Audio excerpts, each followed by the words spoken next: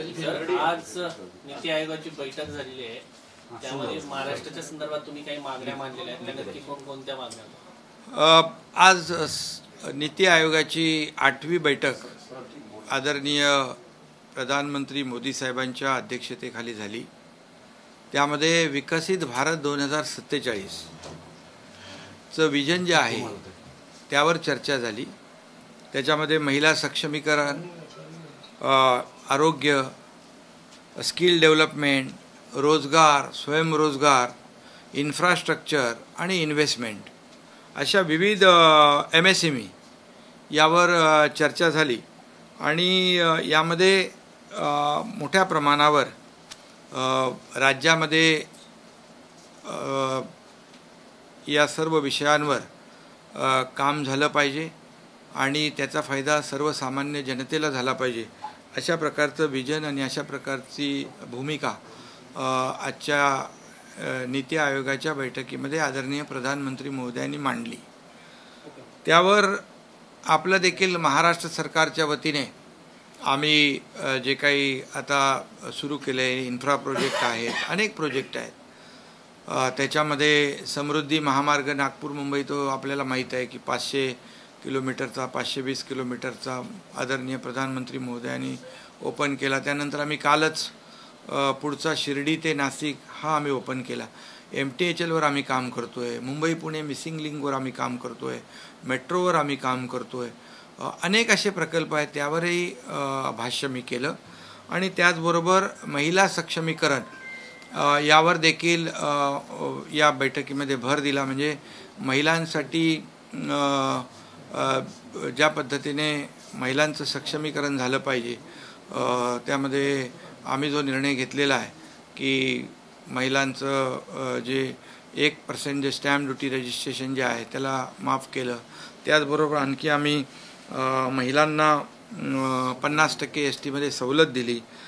त्याचबरोबर महिलांची 4 कोटी महिलांची म्हणजे माता सुरक्षित तर कुटुंब सुरक्षित 4 कोटी महिलांची आरोग्य तपासणी केली। त्याचबरोबर महिला बचत गट सक्षमीकरण यावर देखील आदरणीय प्रधानमंत्री महोदयांनी भर दिला।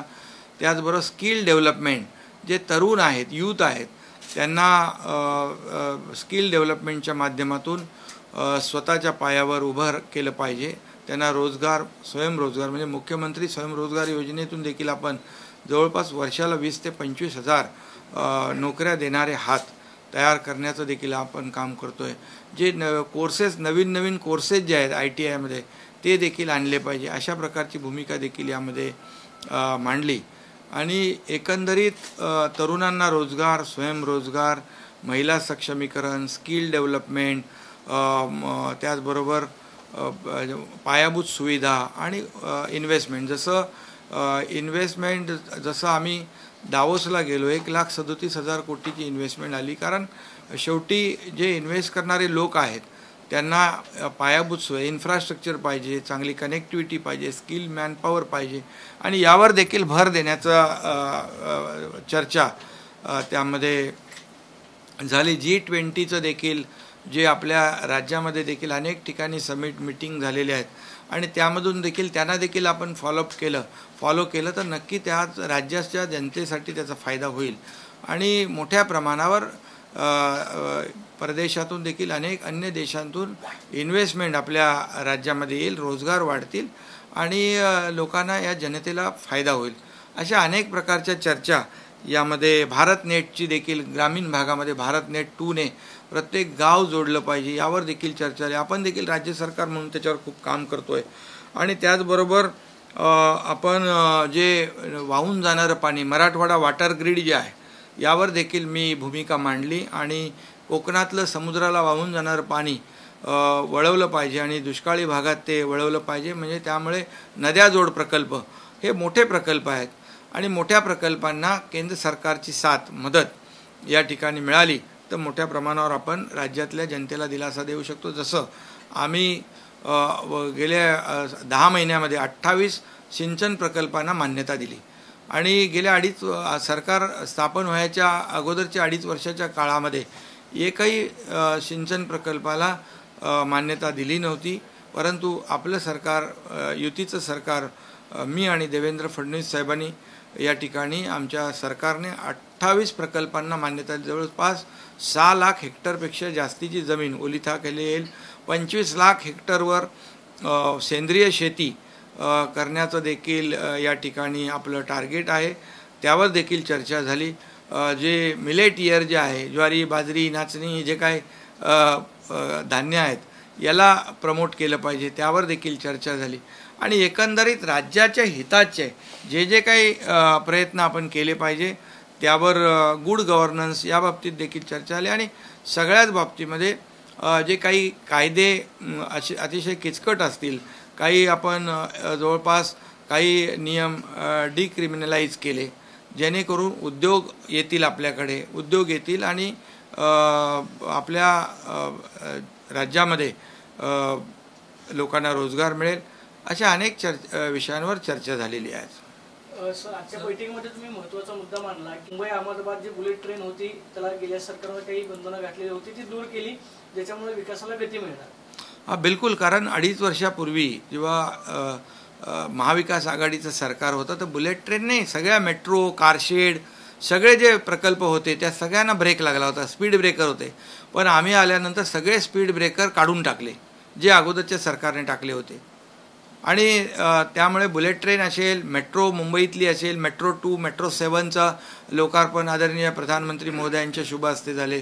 समृद्धी हायवे, बाळासाहेब ठाकरे समृद्धी हायवे त्याचं लोकार्पण झालं. हे असे अनेक प्रकल्प जे आहेत, काय कारशेडचा विषय आहे तो आम्ही मार्गी लावला, जेणेकरून हे जे मेट्रो 3 जो आहे, कारण शेवटी हे लाखो मुंबईकरांना दिलासा देणारे प्रकल्प आहेत. हे जर डिले झाले तर हजारो कोटी रुपयाचा भुर्दंड बसला असता. आणि म्हणून आम्ही आल्यानंतर धडाधड सगळे स्पीड ब्रेकर दूर केले आणि कामं युद्ध पातळीवर सुरू आहे. आता MTHLचा जो 22 किलोमीटरचा सिंगल लार्जेस्ट सी ब्रिज लवकरच ओपन होईल. त्याच्यात 2 तासाचं अंतर जे आहे, मुंबई, नवी मुंबई आणि रायगड या 2 तासाचे अंतर केवळ 15 ते 20 मिनिटामध्ये लोक पार करतील. तिथे ग्रोथ सेंटर होतील, तिथे IT पार्क होतील, तिथे लॉजिस्टिक हब होईल, तिथे फार्मा कंपन्या येतील, तिथे टाउनशिप होतील. अशा प्रकारचं आता मुंबईला मर्यादा आहेत. आणि म्हणून या MTHL जो सीलिंग जो आहे त्याच्यामुळे एक मोठा स्कोप तिकडे डेव्हलपमेंटला होईल. असे प्रकल्प आपण करतोय. आणि म्हणून प्रकल्पांवर जे इन्फ्रास्ट्रक्चरवर आम्ही भर दिलेला आहे, जेवढे इन्फ्रास्ट्रक्चर प्रोजेक्ट थांबले होते त्याला आम्ही गती देतोय. गतिशक्तीचा हा विषय तोही महत्त्वाचा होता आजच्या बैठकीत. त्यामुळे सगळे प्रकल्प जे आहेत महत्त्वाचे त्या आम्ही वॉर रूममध्ये घेतलेले आहेत.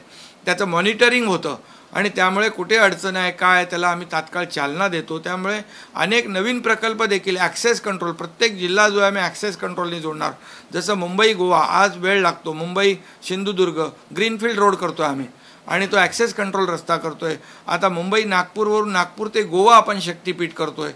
नागपूर ते भंडारा, गोंदिया, गडचिरोली आपण करतोय.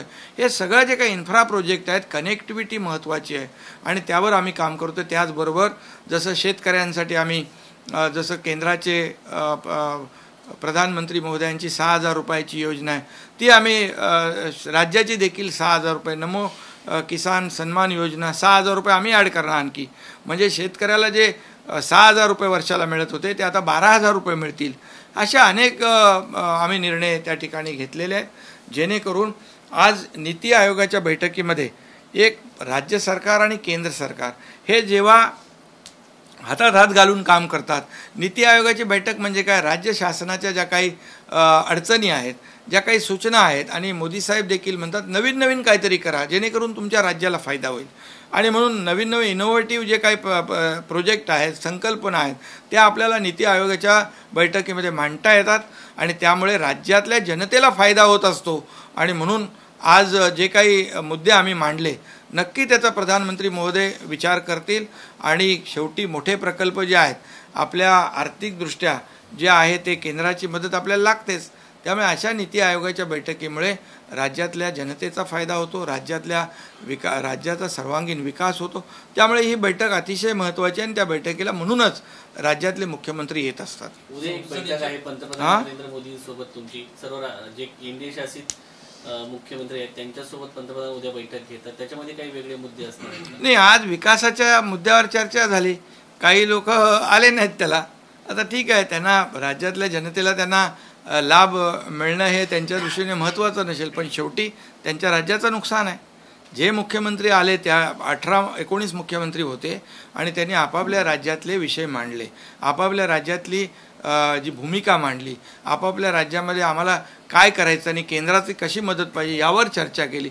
आणि या संपूर्ण मुख्यमंत्र्यांनी मांडलेल्या चर्चेचा सारांश जो आहे प्रधानमंत्री महोदयांनी मोदी साहेबांनी अतिशय सकारात्मक दृष्टीने घेतलेला आहे. नक्की त्यामध्ये त्या राज्यांचा फायदा होईल. संसदेच्या इमारतीचं उद्या उद्घाटन होते आणि इमारतीबाबत बोलताना राष्ट्रवादीचे अध्यक्ष शरद पवार यांचं असं म्हणणं आहे की आम्ही याला बहिष्कार टाकण्याचं कारण आहे की आम्हाला विश्वासात घेतलं गेलं नव्हतं आणि त्यामुळे आमच्यावर बहिष्कार टाकण्याची वेळ आली. आणि अशाच पद्धतीचं पत्र केजरीवाल यांना देखील पंतप्रधानांना लिहिलं होतं. खरं म्हणजे संसद हा एक कुठल्याही पक्षाचा विषय नाही किंवा सरकारचा विषय नाही. हा संसद ही सार्वभौम आहे आणि हे खऱ्या अर्थाने लोकशाहीचं पवित्र मंदिर आहे. आणि आज सगळ्यांनाच अभिमान आणि आनंद झाला पाहिजे की मोदी साहेबांनी 2019ला याची संकल्पना मांडली, भूमिपूजन केलं आणि त्यांच्याच काळात 2023ला त्याचं उद्घाटन होतं आहे. आज मोठ्या प्रमाणावर हे जे काही संसद भवन जे आहे एक ऐतिहासिक काम आहे. एवढ्या गतीने, एवढ्या फास्ट वेगाने हे संसद भवन त्याचं लोकार्पण या देशातल्या जनता पाहिल आणि खऱ्या अर्थाने ही मोठी बाब आहे. यामध्ये सगळ्यांनीच यायला पाहिजे, सगळ्यांनी सहकार्य केलं पाहिजे. याच्यात राजकीय दृष्टिकोन ठेवता कामा नये, याच्यात राजकारण आणता कामा नये. आणि म्हणून यापूर्वी देखील इंदिरा गांधीजी होत्या, इंदिराजी होत्या, राजीव गांधी होते, अनेक लोक होते, सोनियाजी होत्या, त्यांच्या देखील हस्ते अनेक प्रकल्प म्हणजे संसद भवनाचं देखील उद्घाटन झालेलं आहे, अनेक विधानसभेची उद्घाटनं झालेली आहे. तिथे तर कुठल्या राष्ट्रपती राज्यपालांना देखील बोलवलं नाही. त्यामुळे असं कुठंही म्हणजे मनामध्ये अडी न ठेवता, इगो न धरता यामध्ये सगळ्यांनी सहभागी व्हायला पाहिजे होतं. परंतु दुर्दैवाने जे काही आज लोकशाहीचा म्हणजे लोकशाही खतऱ्यामध्ये त्यांना नेमकं कोणाशी नेमकं त्यांचा विरोध कुणाला आहे? मोदी साहेबांना आहे. कारण शेवटी काही लोक मोदी द्वेषाने पछाडलेले आहेत, त्यांना काहीच दिसत नाही आहे. पण त्यांनी हे लोकशाहीचं पवित्र मंदिर जे आहे याच्यावर तरी अशा प्रकारचा रोष काढायला नको होता, राग काढायला नको होता. ते त्यांना त्या सभागृहामध्ये बसणार आहेत. त्यामुळे सगळ्यांनी यामध्ये यायला पाहिजे होतं. दुर्दैवाने ही दुर्दैवी घटना आहे, ही दुर्दैवी घटना आहे.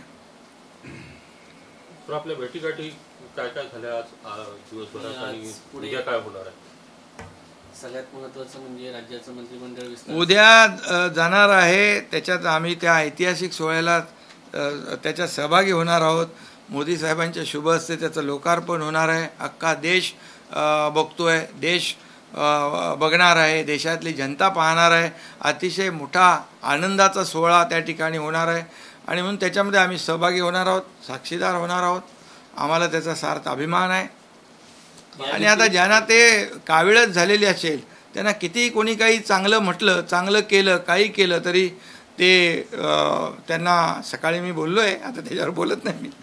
पण खरं म्हणजे एखाद्याला कावीळ झाली तो मग त्याला दुसरं काय चांगलं कितीही केलं, जसं म्हणतो एक ती म्हण आहे ना आपल्या मराठीमध्ये, नावडतीच्या मिठाला देखील काय मीठ देखील आळणी लागतं, असा प्रकार आहे. पण किती काही केलं तरी सुद्धा या राज्यात देशातली जनता जी आहे ही जनता सुज्ञ आहे, चांगल्या कामाच्या बाजूने उभी राहते. आज आपण पाहतोय की किती लोक एकत्र येतात विरोधासाठी. अरे विरोध करा ना, विरोधासाठी विरोध नको, चांगल्या कामासाठी सहकार्य करा. परंतु सगळे लोक एकत्र येतात का तर मोदीजींना विरोध. अरे यापूर्वी 2019ला पण विरोध केलाच होता, सगळे एकत्र आलेच होते. ते 2014च्या पेक्षा 2019ला जास्ती जागा आल्या. शेवटी या देशातली जनता सुज्ञ आहे.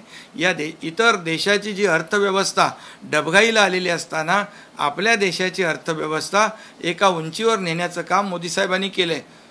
आमच्या NDAचे आम्ही घटक पक्ष आहोत म्हणून नाही बोलत, पूर्ण जग बोलतं आहे. आणि आज दावोसमध्ये मी गेलो, त्याची मला प्रचिती आली तिकडे. जर अशा परिस्थितीमध्ये अर्थव्यवस्था आपली 11व्या क्रमांकावरून 5व्या क्रमांकावर आणली, आपल्या देशाचं नाव जगामध्ये अभिमानाने लोक घेत आहेत, आदराने लोक घेत आहेत, G20 सारखं अध्यक्षपद आपल्याला मिळतं आहे, यापेक्षा दुसरी आनंदाची बाब काय होऊ शकते?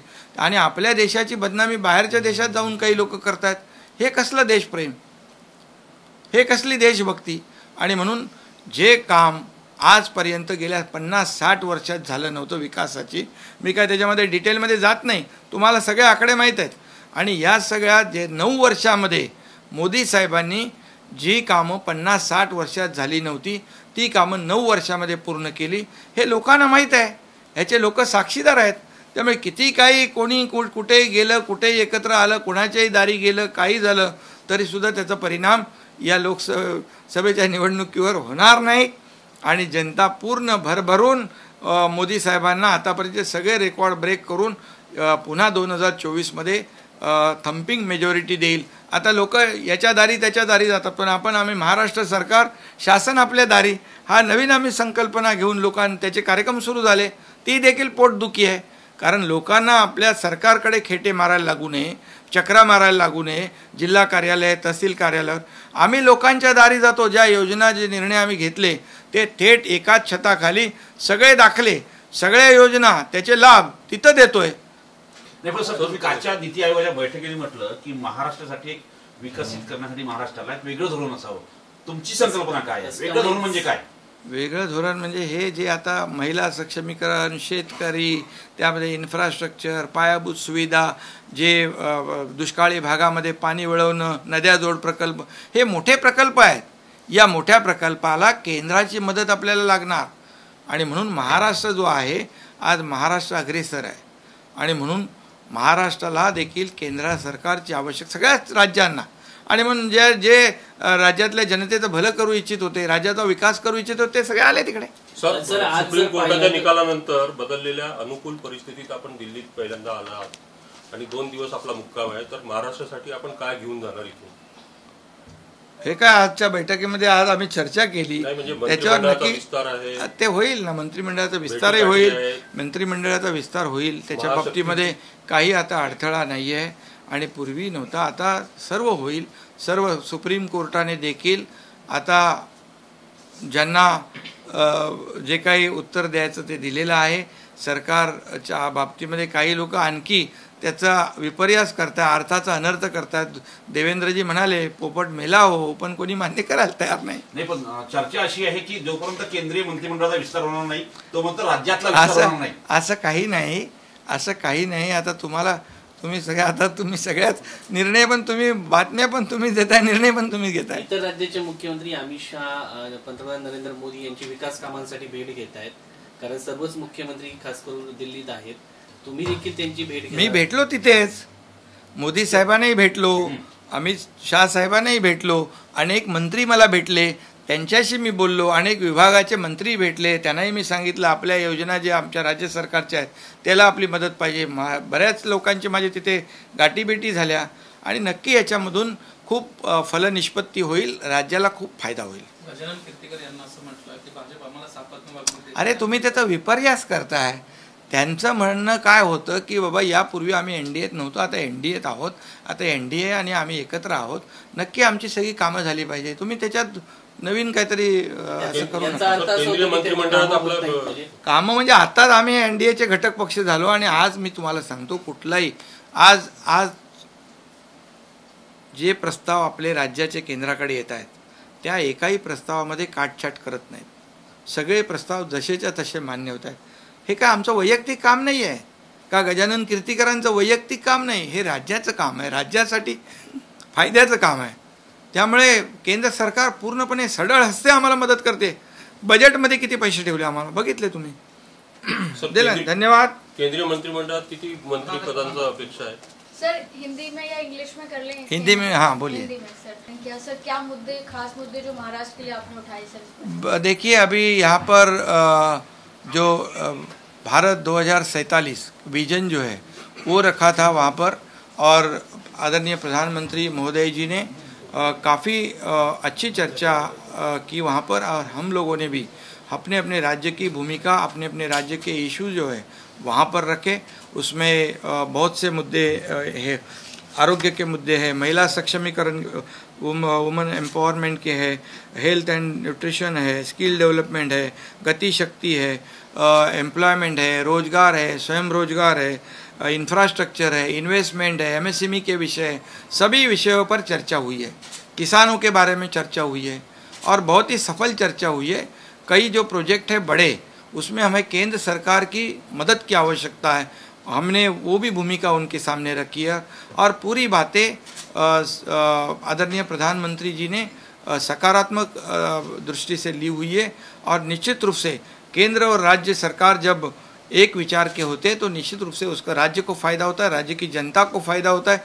पिछले हमारी 10 महीने में उसका अनुभव हमें है कि जो प्रस्ताव हमने केंद्र को भेजे वो पूरी तरह पास कर दिए। वहाँ पर निधि वहाँ पर आवंटित किया गया, निधि फंड मिला और हमें राज्य के विकास को आगे बढ़ाने में बहुत फ़ायदा हुआ है। जी सर, कल इनॉग्रेशन है न्यू पार्लियामेंट बिल्डिंग का, कई विपक्षी जो दल हैं वो इसका विरोध कर रहे हैं, क्या कहेंगे? देखिए, पार्लियामेंट को विरोध है या मोदी जी को विरोध है? अभी पार्लियामेंट, ये तो सार्वभौम पार्लियामेंट है, ये एक पवित्र मंदिर है लोकशाही का, इसमें तो सभी लोगों ने आना चाहिए। एक बहुत ही रिकॉर्ड टाइम में बन गया ये। इसी जो द्वेष भावना बाजू में रखकर जो यहाँ पर सभी लोगों ने आना चाहिए, सभी लोगों ने सहभाग लेना चाहिए। वहाँ पर सभी सांसद बैठेंगे और लोगों को न्याय देंगे और ये रिकॉर्ड टाइम में जो संसद भवन हुआ है इसका लोकार्पण पूरे देशवासियों के लिए बहुत ही गर्व की बात है। और आप देख रहे हो कि इसमें यहाँ पर जितने भी समय में ये बिल्डिंग का निर्माण हुआ है ये सब लोग देखते हैं और इसमें सिर्फ अभी ईगो और या पार्टी या ये किसी पक्ष की बात नहीं है, किसी सत्ता की बात नहीं है, ये तो लोकशाही का मंदिर है और इसमें सभी लोगों ने सहयोग करना चाहिए था। दुर्भाग्य है जो कई लोग विरोध कर रहे हैं। पंतप्रधान नरेंद्र मोदी जी की उपस्थिति में एक महत्वपूर्ण बैठक होने जाने वाली, क्या कहेंगे इस बैठक के बारे में? आप भी उस बैठक में रहेंगे? सारे मुख्यमंत्री की कल दिल्ली में बैठक हो रही है, उसमें आप सर जाने वाले हैं क्या? और उसमें अगर जाने वाले हैं तो किस विषय में बात होने वाली? अभी तो सुबह तो जाने वाला हूँ मैं 7 बजे।